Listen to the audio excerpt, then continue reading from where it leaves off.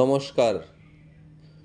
সবাইকে মিষ্টির দেশ হিসাবে বগুড়ার দইয়ের নাম তো সবাই জানেন, কিন্তু আপনি কি জানেন এই বগুড়াতেই তৈরি হয় এমন এক মিষ্টি যা মুখে দিলেই মিলিয়ে যায়। আজ আমি আপনাদের নিয়ে এসেছি বগুড়ার শেরপুরের শত বছরের পুরানো ঐতিহাসিক মা ভবানী মন্দিরে। আর আজ দেখাবো এই মন্দিরের সামনে কিভাবে তৈরি হয় শেরপুরের বিখ্যাত খাঁটি পেড়া সন্দেশ।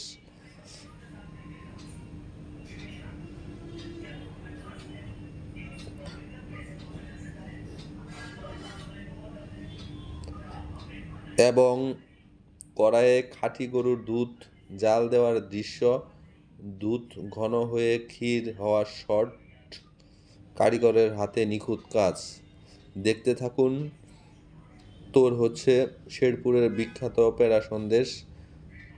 দেখে সুন্দরভাবে একটি কমেন্ট করবেন এবং ভালোবাসা দিবেন, চ্যানেলটিকে সাবস্ক্রাইব করবেন। দেখতে থাকুন কিভাবে পেড়া সন্দেশগুলো তৈরি হয়।